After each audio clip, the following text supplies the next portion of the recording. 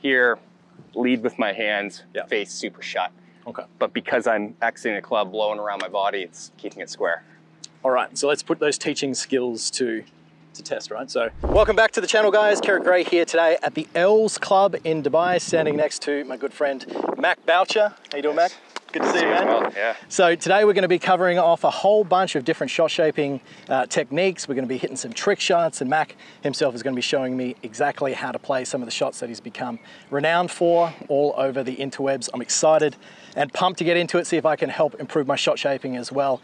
There's going to be a lot of hidden information within these videos that you can use to implement into your game and make not only your practice a little bit more engaging, upgrade your performance and help lower your scores. If you want to see more of Mac, head over to Mac Boucher Golf on Instagram. He's a Canadian tour professional and also a trick shot artist. So stay tuned, all these videos coming towards you. Lots of value, lots of fun. I'm looking forward to it.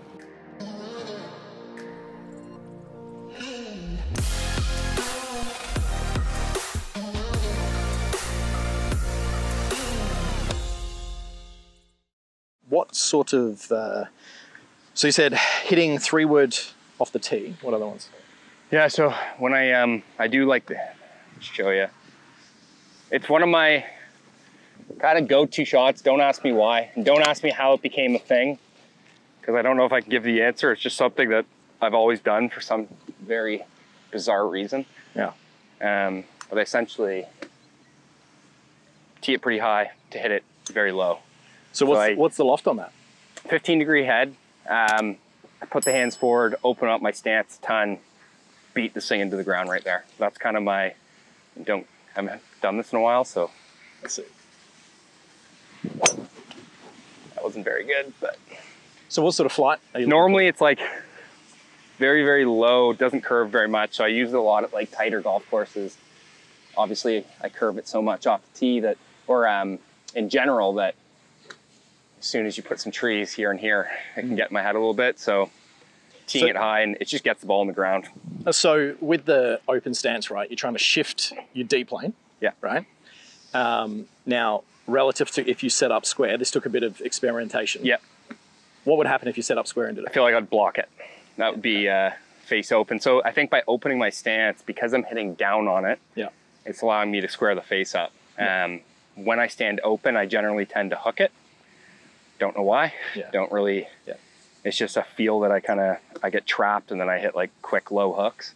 That's the thing, right? Is because you can have all the theory down pat with exactly what you think, but when you're standing over the golf ball, relative to position and everything else that's gone on in your golf swing your whole life, sometimes it just doesn't match up at all. Yeah, exactly. So, and that's a lot of the stuff I do has been like years of tinkering and just kind of finding what works for me. It might not work for somebody else. I don't really want to speak for other people, but what I feel is opening my stance pretty much with every club. That's kind of putter all the way up to driver. I'm very, very open.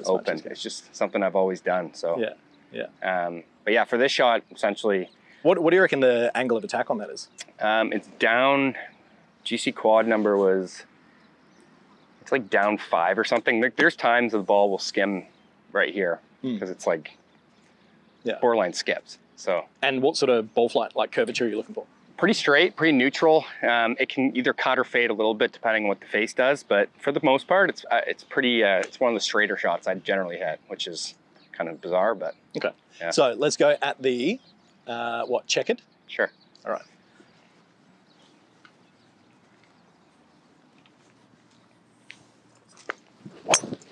Oops. Now how, like, let's say that when you're on and you're feeling it, how often do you reckon you can execute that on command? It's pretty comfortable shot that I feel pretty much like I can do it every time, I'd say. It's a little wayward each way, but it wouldn't be something that it would put me in a ton of trouble.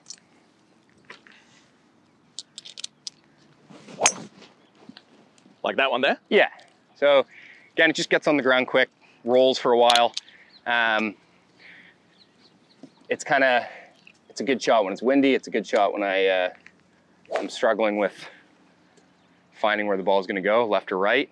It just gets me to commit to it. I wouldn't say I have a consistent little cut or little draw. It's normally kind of a little straight that falls off or falls off. Okay. Right. It's kind of. What's your normal ball flight? Little push fade, actually. So because I stand open, I would say my natural shape is a little push fade. So I it looks like I'm standing super open, but essentially my path is actually quite neutral. Yeah. So it's like a slight push fade, I'd say. Yeah, okay. So what's your like swing path normally on? Quite neutral. So I'm trying to work on getting it closer to like 2 or 3 out to in is kind of where I want it to be.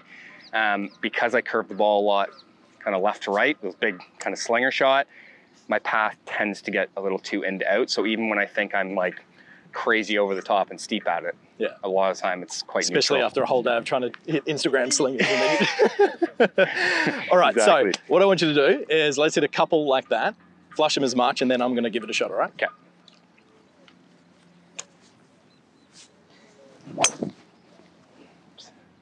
So give me a rating out of 10 after you hit each one. That was like not good. Relative to... Normally it goes a little left is my miss, so.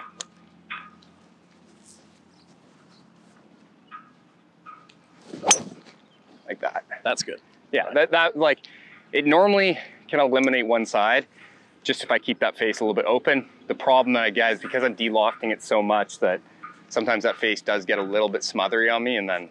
Are you feeling like you're trying to create extra lag coming into the ball? I feel like I just lead with my hands. Essentially, I want to feel like that I'm like here, and then I'm just following that foot line. Let's just face the camera and show them that. So here, lead with my hands, face super shut. Okay. But because I'm exiting a club, blowing around my body, it's keeping it square.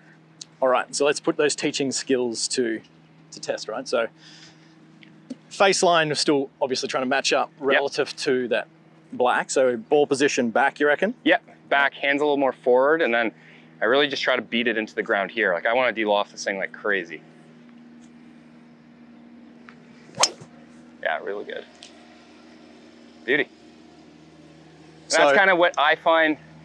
It's almost a little bit of a push when I do it. When I'm on with it or when I'm practicing quite a bit, I find that the general miss is just like a push to the left side of a fairway. I rarely get the hooks going, which is a good feeling for me because if I'm trying to hit it in a play, I don't want to see the ball going right. Okay, so next professional tournament we're setting up with our 3-man. 100%. 100%. You're gonna love it. All right. So full speed. Let's see. We'll use the background as a reference. Yep. You go first, and we'll see who can hit the lowest from there. Right? Okay.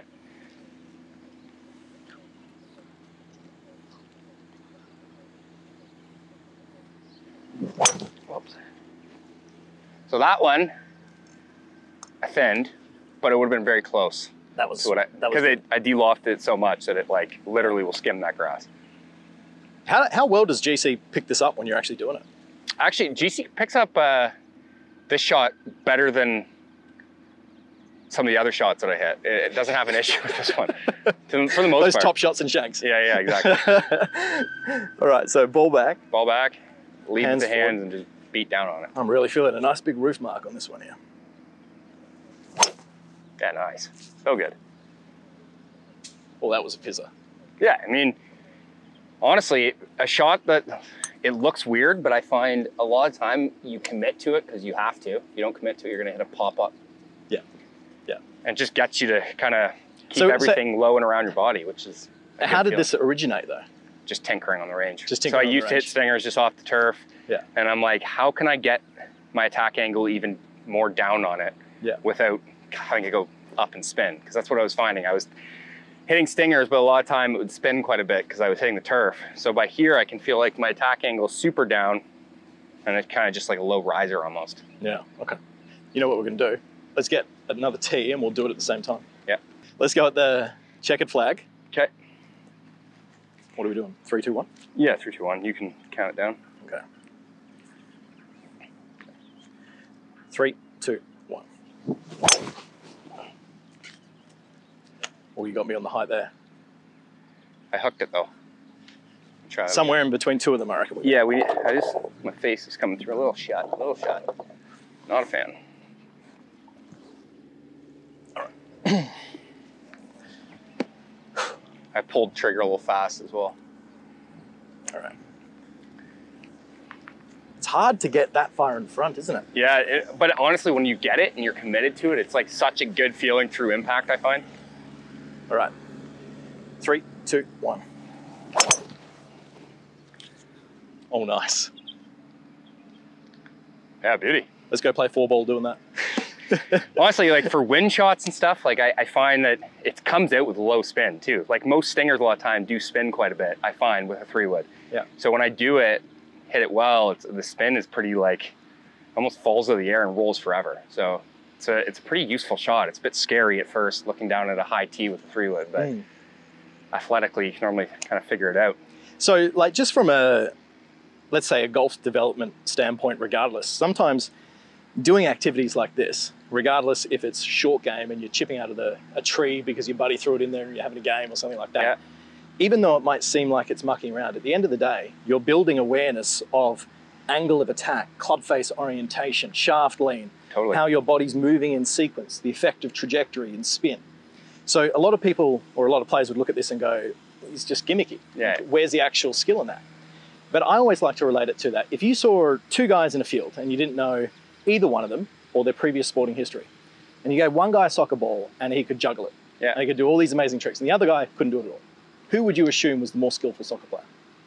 The guy who could juggle and just keep it going, absolutely. It's just proprioception, hand-eye coordination, the whole lot that goes along with it. So exercises like this, even though sometimes they feel like you're just messing about, that's actually just a great way to build that skill development. Yeah, and I think for me, because I do things kind of unorthodoxly, I would say for me, using my athletic ability to my strength is always what I'm going to do. I'm always going to do things that I feel like I can do and repeat.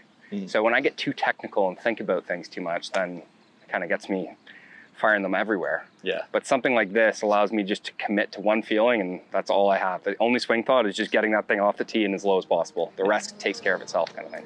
So, love it. Yeah. Awesome.